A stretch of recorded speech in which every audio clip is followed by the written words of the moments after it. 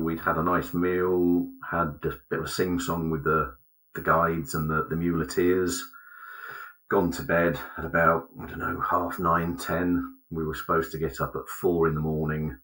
to start the trek up to the summit.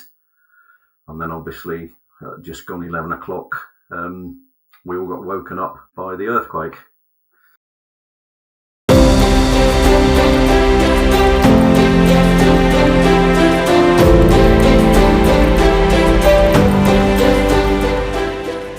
Hello, it's Nat here, your new co-host at Life Changes with Adventure Solos. Adventure Solos help people in their 30s, 40s and 50s rediscover themselves and meet new people. In this episode of Life Changes, Chris and I are speaking to Nick, and amongst other topics, speak about his terrifying but inspiring first-hand account of being in Morocco in September 2023 and being on a charity fundraising trip when an earthquake struck and devastated parts of the country. It's a really unique and personal account, so stick around and listen to it. If you'd like to learn more about Adventure Solos events, visit adventuresolos.com and enter your details to sign up to the mailing list.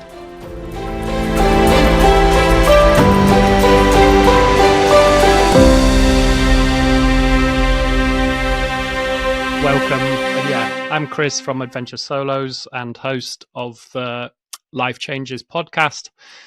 We've recorded a few in the past with Noel as my co-host, and Nat has kindly agreed to join for indefinitely. Isn't that right, Nat? We'll see how this goes, Chris. It might be terrible. This might be a one-hit wonder, but hopefully here for the long run.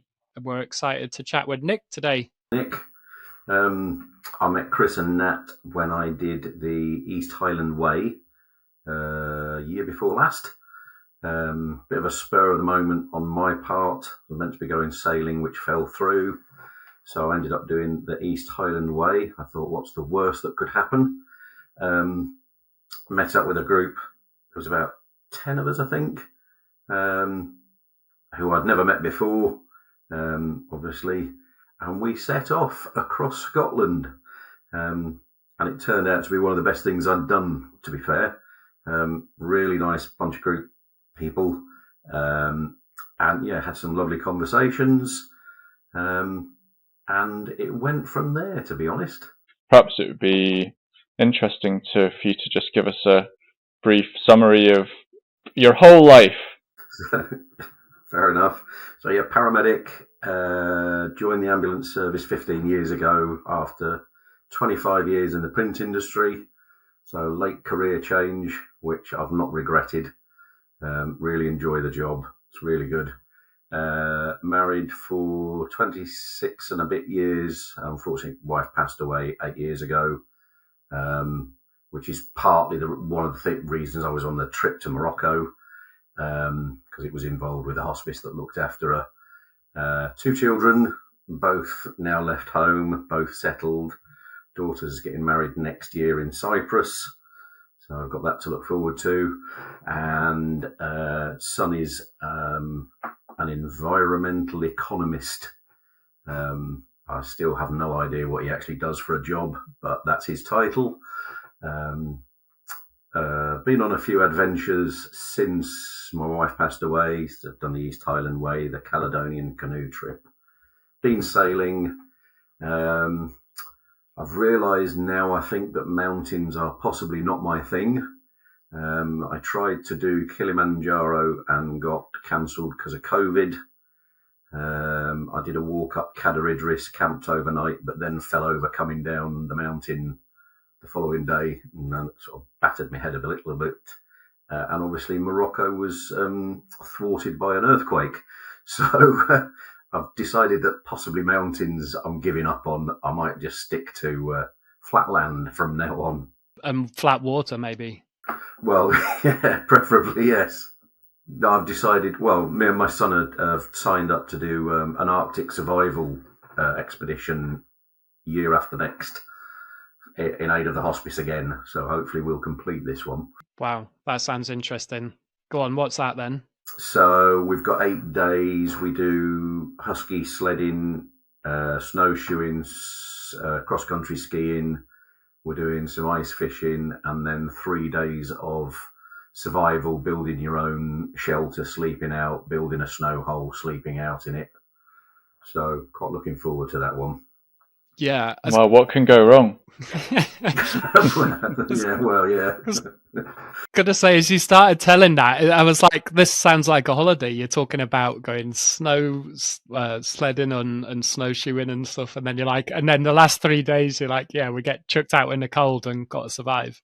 So tell us about being a paramedic then. What's that like? For me, it's a really good job. I thoroughly enjoy it. It can be very frustrating, especially in present times where you're stuck in hospitals with a patient. You can't get them into A&E, so you're stuck looking after them, which means we can't go out to other jobs that we would, is what we should be doing. But it's unfortunate that's the way the job has gone at the moment. I enjoy it.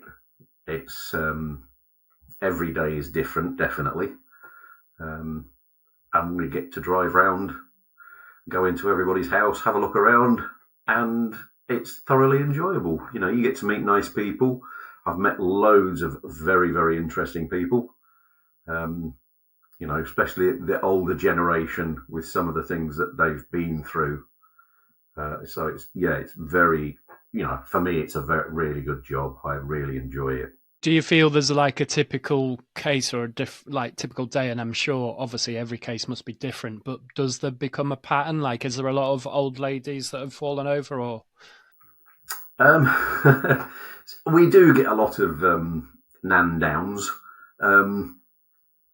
Unfortunately, the older generation are the sort that don't want to bother you, so they will lie on the floor for X number of hours. They'll fall over at 3 a.m, but they won't ring you till 7 because they don't want to bother anybody. So that can be a little frustrating because you sort of think, well, you could have been up and in hospital hours ago had you rung, but that's the way that they think. There isn't a typical day, to be honest. We tend to sort of you'll go through a bad patch where you'll get lots of bad jobs, and then you'll go through periods where you don't do very much other than lifting people off the floor. Yeah. What about alcohol related stuff? I imagine, nights out and stuff like that. Is that a bit of a crap shift? If they're happy drunks, no, to be honest with you. And if they aren't happy drunks, then my opinion is, well, you can sit in the back with us and have a pleasant drive into hospital and we'll look after you, or I'll get my colleagues in blue to come and assist you and you can go with them. And their vehicles aren't as comfortable as ours. So, your choice. So you were meant to do Kilimanjaro, because I went up there in 2018, so sort of it was Christmas 5 or 6 years ago, and yeah, really enjoyed the experience. But you attempted that, and it got COVID. What did you say? It got cancelled. So I'd signed up in 2019, and we were supposed to do it in 2020. Obviously, that got cancelled because of COVID, which was annoying, but obviously couldn't do anything about it. So when the trip in Morocco came up, I thought, well, I'll attempt that instead because it's lower, but it's still a mountain. So I thought that's one thing I've always wanted to sort of try and do is get up a mountain somewhere. I'd thought about Everest Base Camp, but a few people had done that from work. So I thought, well, I'll try and do something different.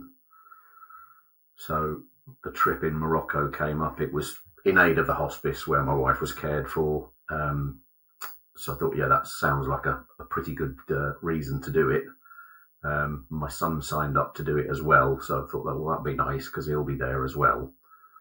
So, we set off and it all went a bit wrong. So we flew out, I think it was the 8th or the 9th of September. We had a day in Marrakesh. We did the souks and a tour around Marrakesh and what have you. And then the following day, we went out to a village called Aroum, which is where we were setting off from. What did you think of Marrakesh? Frantic. I'm glad I've been. It's a bit mental, isn't it? Yeah, I'm glad I've been. I'm glad I've seen it, but I don't think I'd want to do it again. It's a bit overpowering. Yeah, I've been to Morocco a few times. I've spent probably about 5 weeks there in total. Maybe something maybe more actually, 5 or 6 weeks over various trips. But yeah, I've been to Marrakesh a few times. I do quite like it, but it's like go down for a few hours downtown, find yourself like if you're in the square, sure, have a half-hour wander around, but then find a little restaurant or something to look onto the square and get away from the hustle and bustle of it. I remember having I can't remember if it was a monkey. I think it was a monkey, not a snake, but someone had one as a like pet tourist thing, and it got chucked on my shoulder, and I was shitting myself. The monkey was shitting itself, and the guy was obviously just trying to make some money. And yeah, it's not always brilliant, is it? Sounds messy. We were fairly fortunate because we had a guide taking us round, so we were sort of shepherded as we were going round, so it wasn't too bad. But I'm not sure I'd like to go and wander around on my own. And so then you went up. Did you say you went up towards the Atlas Mountains? Is that where you were going? Yeah, so we went.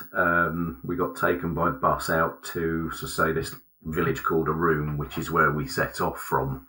And the idea was to go to the refuge, camp overnight, then summit, come back, camp overnight at the refuge again, and then back down into Aroum and back into Marrakesh for a day, which was the itinerary when we set off. So, Nick, just step back for me a little bit. So you're there to climb Mount Toubkal, which is, well, you fill me in. What's Mount Toubkal? What was the challenge? So the challenge was it's the highest point in the Atlas Mountains. So it's, I think, 4,180 meters. And the idea was literally just to climb that in aid of the hospice. And you're a group of people? So, yeah, just a group of people that had signed up to do it. I was fortunate. Obviously, I had my son with me. I knew one of the women who was doing it because she works at the hospice, so I'd met her before. And unbeknown to me, someone that I did my paramedic course with and who I know and I've been friends with for about 12 or 15 years, had signed up with 3 of his friends to do it. And we'd had a few walks prior to going. We'd been out in various groups and bits and pieces. So we'd all met. So I didn't know who I was going with on this trip. And we'd all met prior to going. So we were fairly fortunate, a bit like when we did the East Highland Way. We ended up with 2 paramedics and 2 doctors. So we had a fairly good medical cover. So one of the guys was a Trek doctor who came with the Trek company, and the other was one of the GPs who works at the hospice. So we had a sort of a reasonable amount of medical expertise, shall we say. And that was the plan, was that we were going to do it, and I think we were on for about £30,000 by that time between all of us. So we'd done quite well raising money for them, and everyone was happy. Everyone was ready for it. The first day was really nice. Sort of steady trek up. Our mules were a bit late setting off. So when we got up to base camp, or sort of the refuge, we were about 300 or 400 meters down from where they'd normally camp, which turned out to be actually quite good for us in the end, when the earthquake happened. So we'd had a nice meal, had a bit of a sing-song with the guides and the muleteers, gone to bed at about, 9:30, 10. We were supposed to get up at 4 a.m. to start the trek up to the summit. And then obviously, just gone 11 o'clock, we all got woken up or disturbed by the earthquake, which was not what we'd been expecting. Yeah. So you really felt it and it shook you awake kind of thing. Everyone was up and knew what it was. Yeah, I think we all rapidly realised what had happened. Do you know that was a possibility? Like when I've been to Morocco, it's never really crossed my mind that it's an earthquake zone or that's not. No, so we'd had a briefing by the Trek doctor the night before, and obviously he'd mentioned rockfall and what have you, which I'd sort of seen some videos of people doing the trek prior to going and thought, yeah, well, it's a possibility. But no, certainly an earthquake never crossed any of our minds when we were going to bed that night. What's it like to be in an earthquake? I mean, obviously there's an epicenter, and don't know how far away you were, but was the building moving that you're in, or was it a loud noise? What was the experience like? So we were actually in tents. We weren't in the buildings at that time. So we were lying, obviously you're lying on the floor. My son worked out we were about 40 miles from the epicenter, where we were. So, I mean, the tents moved, definitely. It was, you weren't going to stay on your sleeping mat. So everyone sort of got out of the tents. Obviously, at that height, there's no light. So all you could see was sparks where rocks were hitting one another, but you had no idea where they were coming from or where they were going to. So it was just a question of sort of stay where we were, really, until it all settled. The earthquake itself was probably, I don't know, no more than a minute and a half. But obviously the rockfall that was continuing after that, because we were in a valley, so it was coming that you could hear it coming down both sides of you.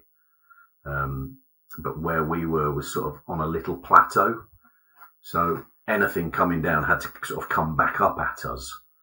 And as I say, where we camped, where we should have been camping, the tents there were hit by rocks and the buildings, but no one was hurt. Amazingly, none of our group were injured. Nobody in the refuge was hurt at all, which was quite amazing, really, when you think about it. So obviously we decided that we would have to just stay put till daylight to work out whether we could actually get back down. We'd sort of come to the realization that we weren't going any further up at that point.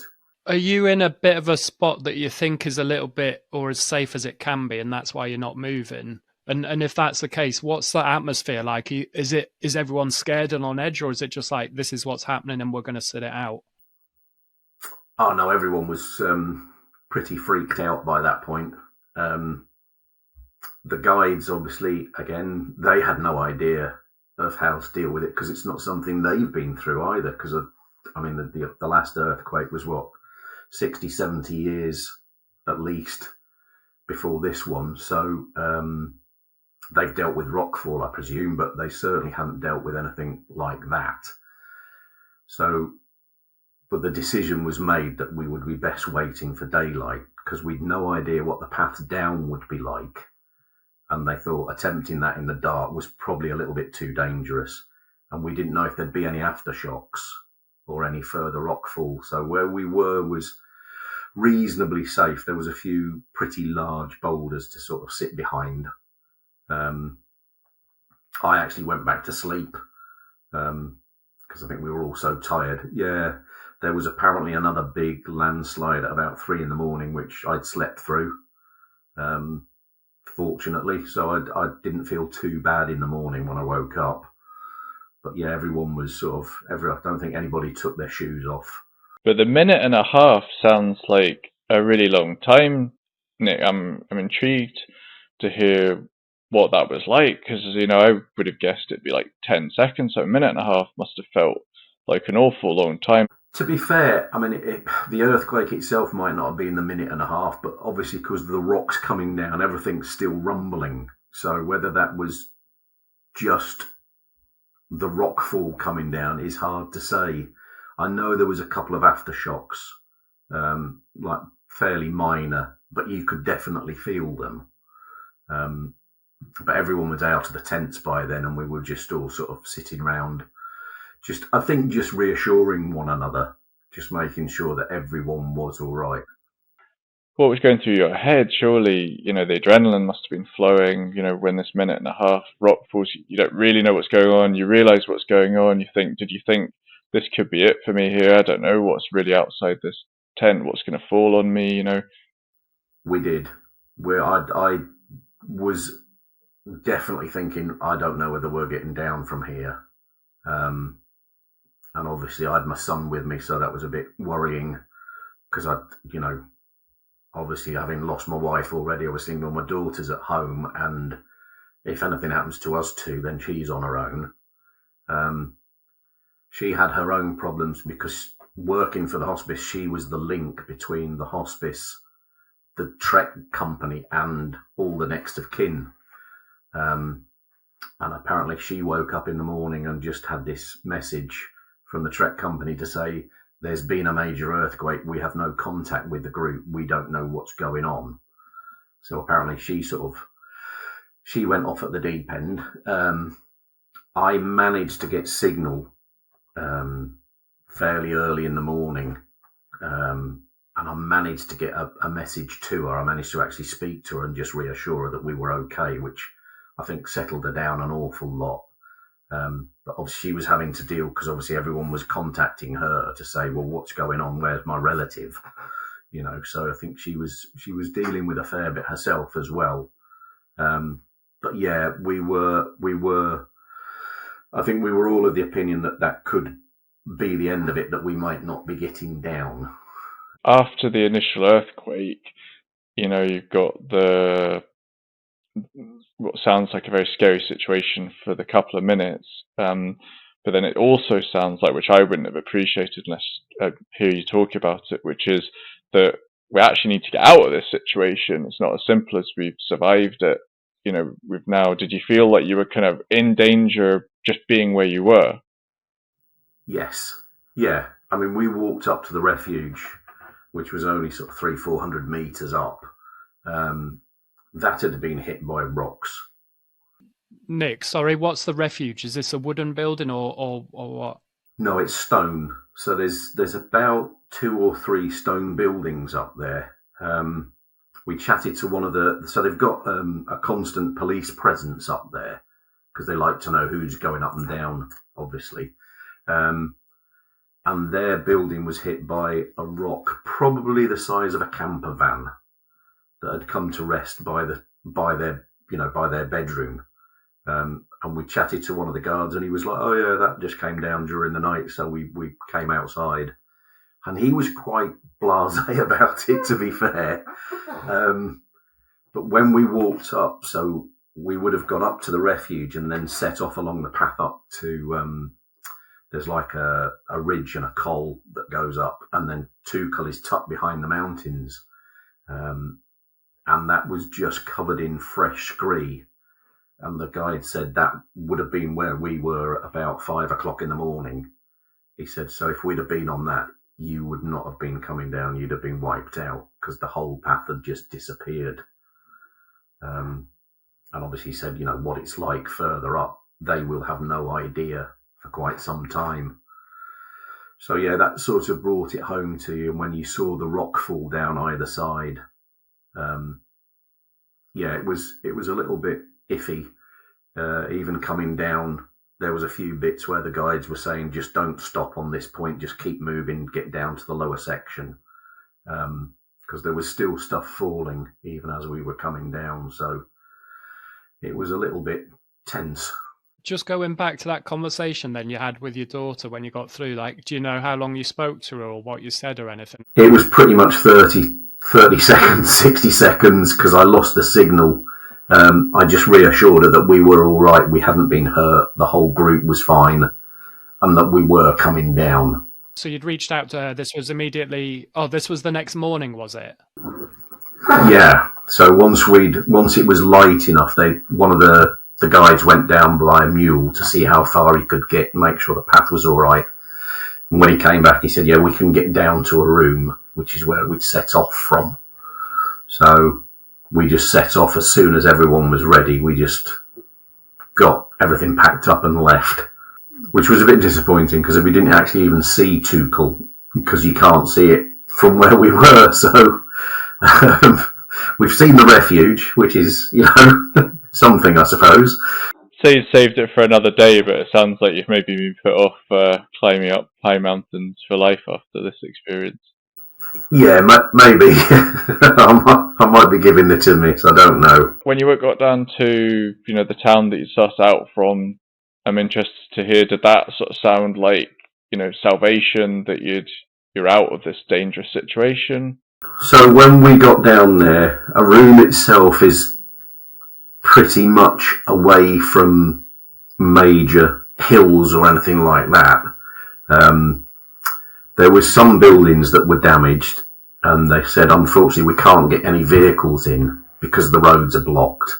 And we had a little walk round, and when you walked out along the road, you thought, yeah, there's nothing coming down here because the roads were pretty bad. And there was 3 lads who'd actually trekked in that morning, ex-forces, and they were supposed to be climbing Tukul that day. And they said the nearest they got was 18 kilometres away, and then they'd had to walk from there because there was no way that they could get any vehicles down the roads. So they said we'll have to camp there for the night, which to me wasn't a big deal because we were meant to be camping up at the refuge anyway. So they thought, well, that's not. We just moved where we're camping. There was some building damage there. Everyone had been advised to get out of their houses, so they were all sleeping in the orchards and fields round the village, with whatever they could sort of take out the houses at the time. And then as we were walking around, the leader of our trek company lead, Caroline, came up and said, there's been some children injured. Would we be willing to go and have a look at them? So me and the doctor and Keith, the other paramedic who was with us, went, and there was a young girl, 17-year-old, who'd run out of the house when the earthquake happened and been hit by a boulder, and it had smashed her femur. So she had quite a bad break in her leg, and she'd been there about 14 hours when we got to her. And her brother, who they didn't mention her brother till about an hour later, he'd sort of got quite a nasty ankle fracture and extensive sort of skin damage on his heel. So we had a look at them, and we thought, well, she's really not in a good way. As she's bleeding out through that broken leg, she definitely needs hospital. So we were sort of logistically trying to work out how we would get her out, because we thought if she stays here, she potentially will die. So the 3 lads who trekked in said, well, we'll carry her out. So we were like, well, you just trekked in 18k, and they went, it doesn't matter, we'll carry her out 18k if we have to. So we made a plan to actually carry her, and then we managed to get her in the back of the pickup truck, and the local villagers all along the route had been clearing the road, so they managed to get her to where they could get an ambulance to, but there was a boulder probably the size of a house that had come down in the road. Nothing, obviously no vehicles were going past that. But what they had said to us is if she just goes to hospital, they won't treat her. They'll just stick her on a corridor. But if one of you goes with her, they will actually sort of deal with her. So Keith, the other paramedic, travelled back into Marrakesh with her that night. I think he said it took about 4.5 hours, and they had to visit 4 hospitals before they found one that would accept her. And her brother went out with her as well. So when we got down to Marrakesh the following day, we found out they were both well in hospital and they were being looked after, and she was just going down for surgery. So it was left at that, really. We didn't know anything else. But yeah, they were the 2 worst injuries. It's quite shocking to hear. It just really brings it home. I mean, that's quite emotional, even just listening to that and what happened to the girl in particular. But yeah, it's incredible, isn't it? And it's nice that the guys sort of pulled together and said, yeah, if we have to trek out carrying her, we'll do that. And I guess, how did it feel for you at the time? I think we've had a bit of conversation before about how you have to, in your sort of role as a paramedic, how you I guess, mentally deal with that or compartmentalize or whatever? Did you feel you were did you just go into work mode, if you will, and it was just let's deal with the problem, or did it feel more personal or more emotional because it wasn't a work thing, or does that make any sense? Yeah, so we went into work mode. It was slightly more personal because we were obviously, we hadn't got the kit that we'd normally have with us, so it was frustrating that we couldn't do a lot. We were fortunate we had the Trek doctor with us who had a sort of a small first aid kit, so we could give us some fluids and antibiotics and some painkillers to help. But yeah, it was frustration more than anything else, I think. We hadn't realised, obviously, I think we were on the roof. For some reason, they thought the best thing to do with her was carry her up onto a roof terrace, which meant we had to get her back down again as well. I was just going to sort of try and ask you a bit more about the broad, what had happened in the country as a whole. You said you were about 40 miles or kilometres from the epicenter, because there were several thousand people died. Where was the majority of the damage? Was it close by you, or were you seeing other people that were doing rescue exercises? We didn't, because obviously we were fairly isolated by that point, and nobody could really move around that much because of the road system being blocked, and obviously most of the communications was down as well. So I think that they were struggling to coordinate what was going on. I'm sure that there was stuff going on everywhere. So we got down. It was only when we got down that we found out that one of our muleteers who'd been looking after us had lost 4 sons, and he didn't even know till we got down. Me and my son came down a bit earlier than the rest of the group, owing to the fact that I'd been ill and we'd been shipped out. And we got down an hour or so before the rest of the group. So we knew what had happened. We knew he'd lost his son. So my son went up and informed the group, just in case, obviously, when they got down, they started sort of being happy and cheering or whatever, and said, well, just hold it down because, this has happened. But he didn't know till he got down. He wasn't informed about his sons. So that sort of brought it a little bit closer for us as well. So what happened when we got back? Marrakesh itself looked pretty much the same as when we'd left it a few days earlier. They were still putting up lampposts and still planting palm trees in the pavements and what have you. There'd been some damage there. There'd been a little bit of they'd felt it there, obviously, but it still looked pretty much the same. The guides that we had were going back up into the Atlas Mountains to try and help. Not necessarily in the villages that they came from, but they're just going back up to do what they could do. We had a sort of conversation. It was one of those sort of conversations you have and saying, oh, we need to do something, we need to help. We donated a lot of our kit that we'd taken with us for them to take back up with them. So like sleeping bags, clothes and what have you. But on the way back, we were chatting and saying we need to do some more to help them. So we decided we'd get donated or to get stuff donated. So we ended up with about 16 suitcases full of clothes and sleeping bags and sanitary products and what have you. But the cost of actually shipping it back out there was astronomical. We were fortunate. One of the girls, Lucy, who was with us on the trek, worked for EasyJet. So she managed to get a deal for us. It was 60 quid for us to travel back out there, return flights, with 2 23-kilo suitcases.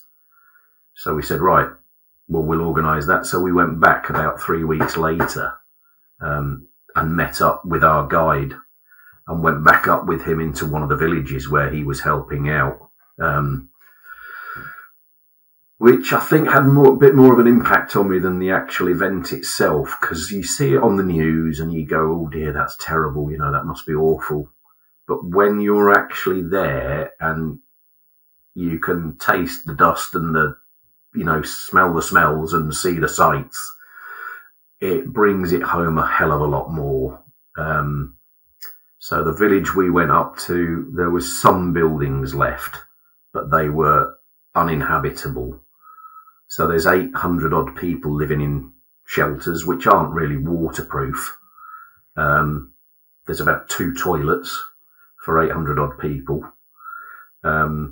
Hisham, our guide, was making sure they were fed 3 times a day, and they'd all got shelter and they'd all got clothes. And he's not official. He's just done that because he feels he should. And we had 16 cases of gear to take out, which we thought was a lot. But when you think that's got to go between 800 people, that doesn't go very far. But we had a night there with them, which was, definitely an eye-opener. As I say, I think that had more impact on me than the actual initial event, seeing the aftermath.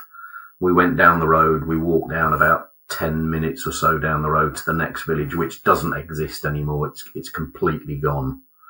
There was an area by the side of the road, and Hisham said there's 128 people in there buried. And they're the people that they have found. There'll be people that they'll never find, that they're just gone. So that had a big impact. And unfortunately, obviously there was a massive amount of other things happen. There was the floods, then there was earthquakes elsewhere and what have you. And unfortunately, Morocco disappeared from the news, really. I thought that as well. Everybody knew about it. So September 23, it was headline news. But like you say, within a week or two, it felt like other stuff was happening. And unfortunately, there's other stuff going on in the world as well at the moment. And it disappeared very quickly, didn't it? But they're still up there. They're still in the shelters, and they will be for probably 2 years before they can start rebuilding. So, they still need help. Is there a fundraising link or something we can put below so that if people still want to help or contribute, then they can do that? I'm sure that there is a link somewhere. Yeah, we didn't go through one because we just took it ourselves to make sure it went to the people we wanted it to go to, Presumably there'll be international organisations now, Red Cross and something like that. We can put a link below people. I mean, certainly hearing your story, Nick, it certainly makes me want to do something, because like you say, you hear about these tragedies and the world's a big place. So there's always something unfortunately happening, which is pretty tragic. But actually, it's that personal story that, like you've told us today, that you think, oh, that's real people actually that are dying and being left in terrible situations. So, all right, you can't help everybody. That doesn't mean you don't help anybody at all. Yeah, I think we realised that when we went out there. To be fair, the Moroccan people are fantastic. I can't speak highly enough of them. Like you were saying earlier, Thailand, the land of smiles. I have to say, Morocco, when we went back out and we were handing stuff out, they waited patiently to be given things. They didn't try and force it off you. They thanked you afterwards. They were, polite, respectful. They were absolutely wonderful whilst we were there, and we were looked after wonderfully. The one good thing that came out of it is when we went back,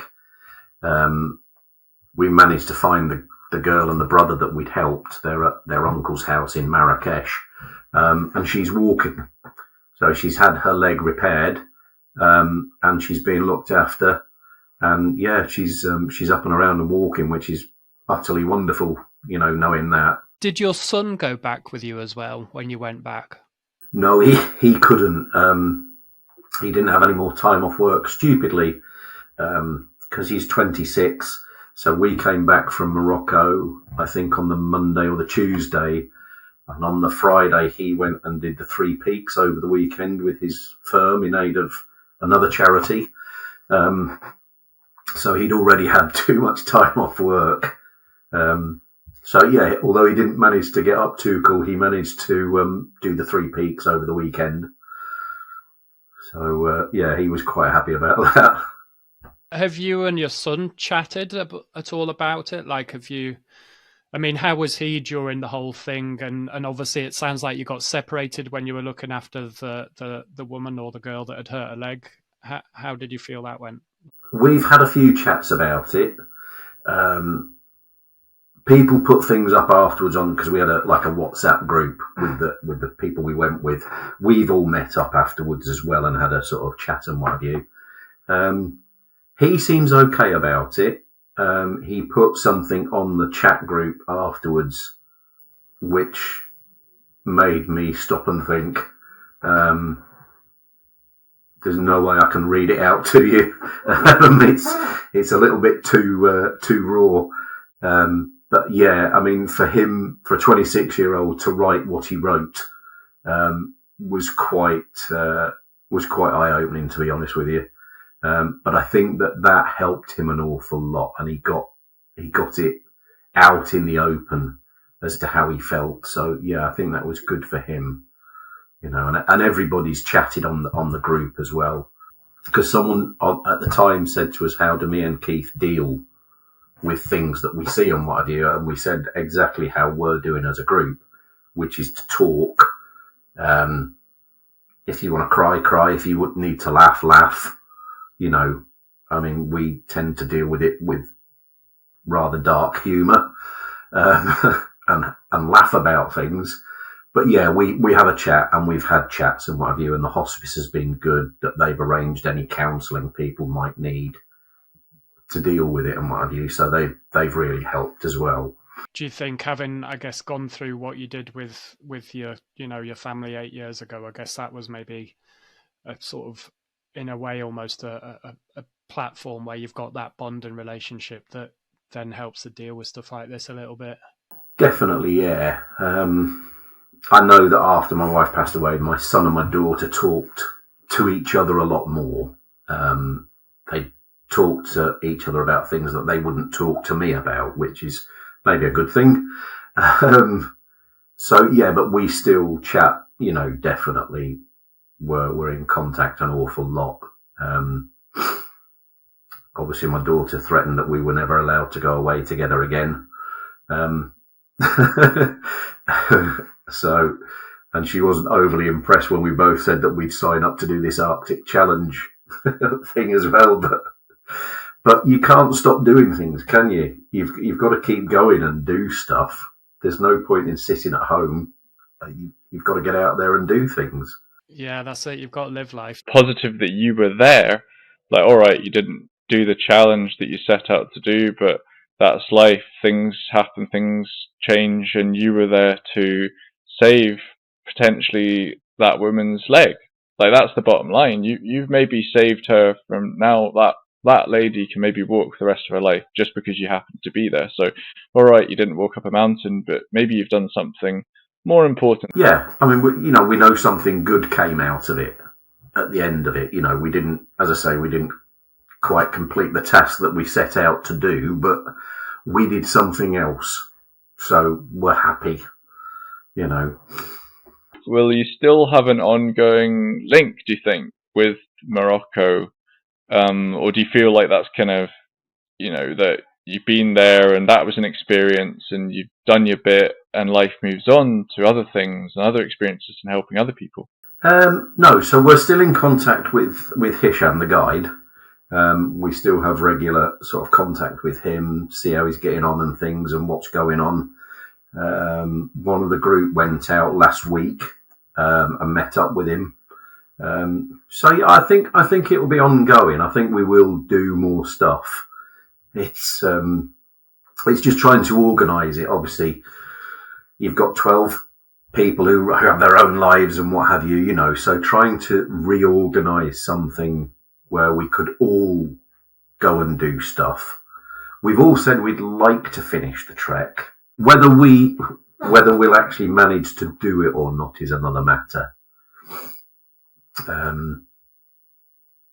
I think some of the group feel that they don't want to take on anything else till they've finished that.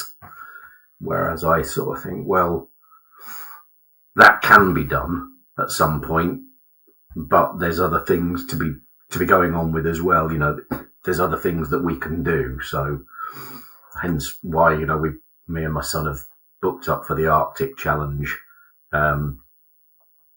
We might not be able to get back to Morocco for a couple of years. I don't know. I think at the moment, for me, it's probably still a little bit too soon.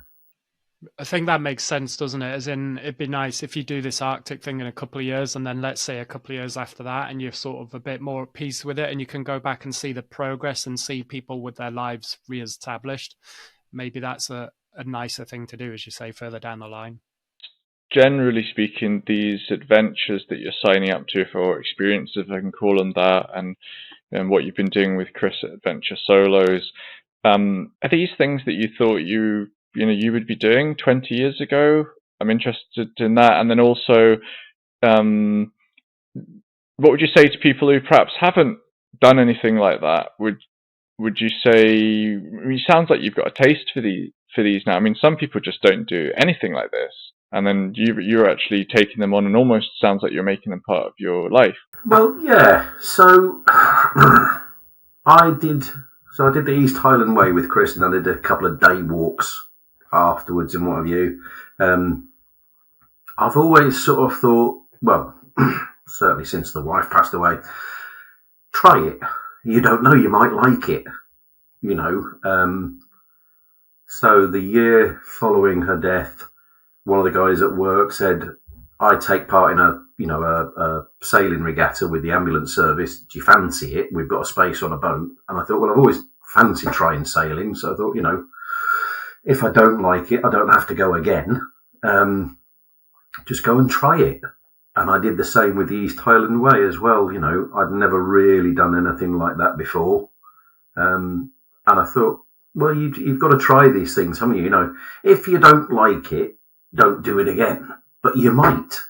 I think Sam, obviously, when she came on the East Highland Way, had never done anything, but she thoroughly enjoyed it. And she's, you know, when she was in Butte, in Scotland, she was forever putting stuff up as to where she'd been. She'd been on walks and camped out and what have you, you know.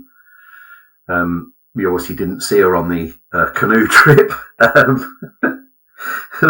We didn't realise till we got there she doesn't like water or doesn't like deep water. But moved to an island in Scotland. She hadn't read Chris's small print, had she, that this canoe trip was going to be on water? We got there the first day, and she said, I'll come in your boat because you'll be sensible. I don't know what gave her that impression. So she sat right at the bow, and we pushed off, and we were just in the canal, so there's no movement of water or anything, and she completely freaked out. She really didn't like it. She was not happy, but we managed to calm her down. And, you know, she completed it, and she did enjoy it as we were going along. She had a bit of a moment on one of the locks when like a pleasure cruiser went past one of the big tourist boats and created quite a bit of chop. And the boat definitely bounced then, and she wasn't very happy there. But she enjoyed the whole trip. So again, you don't know whether you'll enjoy it till you try it. Go and do stuff. But there's kind of like a leap of faith, isn't there, though? Because it sounds like the first one that maybe gave you a taste was actually someone else saying, Nick, why don't you come on this? But then after that, maybe it's been a bit more proactive, like you've actually gone and sought out the experience. Yeah, I thought after I'd been sailing, I took on the one in Croatia, and that was really enjoyable. And that again was with a group of people I'd never met before. Just arrived at the airport and met them, and then we flew out and did the trip and what have you. So that was really good. The canoe trip was brilliant. Really enjoyed that. Yeah, and as I say, Yeah, you just got to do stuff. You know, you can sit, as I say, you can sit in the house an awful long time, like you're saying that. Some people never leave where they're born, you know, never go and explore the world and what have you. Go and have a look. I said the same to, you know, my daughter when she came home one day and said, "Oh, I've been offered a job on a cruise ship. Do you think I should take it?" And I went, "Yes, go. Go and see the world. You know, if you don't like it, you can always come home." It's surprising, isn't it? I've been away in the past, and you can, like, I did my Africa trip or whatever, but I've done a few things that have been like 6 or 12 months, something like that, 6, 9, 12 months. And you come back and you've been so stimulated. I mean, Nat's doing that sort of stuff at the moment, is in Thailand, but you come back and you've been so stimulated every day and you've seen such a lot. And in a way, you do kind of get a lot of world experience and you grow up and you come back and I always expect everything to have changed a lot. And then it always takes me by surprise because it's actually, you've not really been away that long in the context of things, and all the shops are still the same, and everyone's just getting on with normal life, and everything's the same. You've not missed out. No, things will still be there. You know, obviously stuff does change and what have you, but generally things stay the same, don't they? You know, she went away. My daughter worked on a cruise ship, came home for a while, went and worked in Cyprus for a year, came home. You know, she can say she's done some things, you know, she can say, "I've been away, I've done stuff." Whereas other people just sit at home, you know, maybe go to the coast for their holiday or whatever you, and then come back or go abroad but find an English pub. Go and experience stuff, go and try things. Yeah, meet people as well, right? You know, that's a big part of it. And it sounds like, you know, that Morocco experience, obviously it wasn't what you signed up for, but you've presumably made some friends for life doing that experience. Certainly have. I've also met a relative I didn't know I had, because Lucy turns out to be related via my wife's family. So she's the great niece of my father-in-law's brother. So there is a link. But I didn't know that till we got there, and my sister-in-law texted me and said, "That girl that you're with there, you know, this is the relationship," sort of thing. So yeah, go and do it, meet people and, you know, make friends. Yeah, and it's like a window into a different kind of way of life. And I think it just challenges your mindset, doesn't it? Yeah, I mean, when we got back initially, we got back into Marrakesh. As I say, I wasn't particularly well, so I'd stayed at the hotel, but my son went off, decided to go and have a massage and a walk round the souks by himself. Came back with some souvenirs, and I said, "Do you have a nice time?" He said, "Oh yeah." He said, "This is what I've been doing." As he'd gone round, he bought his souvenirs, and as he was walking back, the fella from the shop was going past him on a motorbike, and said, "Where are you going?" He said, "I'm going back to my hotel." And he said, "Well, get on the back then." So I've got watching a video of my son, no helmet on, riding through the souks and the streets of Marrakesh on his way back. And I thought, but we've just survived an earthquake. Go and do it. Why not? You know. So yeah, you go and do these things and enjoy life. Thank you for sharing that with us. Thanks for your time. Here are Nick's son's words as he reflects on that moment when the earthquake struck in Morocco. "For an instant, I thought I would die. Then, once my brain computed the sound of rocks not getting significantly closer, that thought was tucked away. Not today. But it was a persistent thought. And as the rocks continued to fall, I reached across and grabbed Dad. If I'm going to die, let me be holding a loved one." In a way, even if I had died, I know that both Dad and I would have been luckier than the rest of the group, because we would have had one another at the end. As the die of chance fell, we were all lucky, but we also know that others were not. We saw with sobering granularity the indifference of death and its circumstances. When I knew that I wasn't dead, I firmly put away the notion that my death was possible. But when I think back now at the feelings that arose in those moments, I can't help but think of the people in the hospice who die in the arms of their loved ones. What a bitter happiness that must be. Happiness that they are lucky in one of the only ways that matters.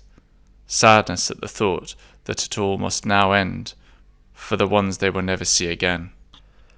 I think it will take us all some time to untangle the thoughts and emotions that this experience has left us with, but it certainly refined further for me the importance of the hospice's mission to provide comfort in people's last moments, to help people in facing death, not happily, but with acceptance, to give those left behind peace of mind that their loved one did not die scared, or searching for them, or calling their name. We all did a good thing. I look forward to doing more good things with each of you.